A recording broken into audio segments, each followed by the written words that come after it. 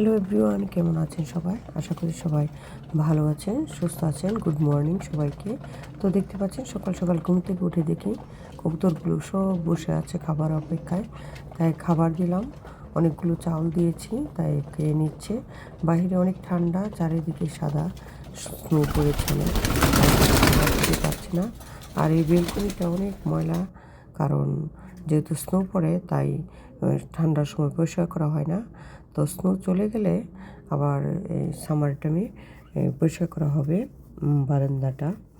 তো দেখতে পাচ্ছেন কবুতরগুলো ঠান্ডায় অভ্যস্ত, ঠান্ডায় থেকেই তারা বড় হয়, কিন্তু তাদের কোনো সমস্যা হয় না। কিন্তু আমরা তো বাইরে গেলে তা অনেক ঠান্ডা, আমরা যেতেই পারি না, বা জ্যাকেট জুতা পরে যেতে হয়।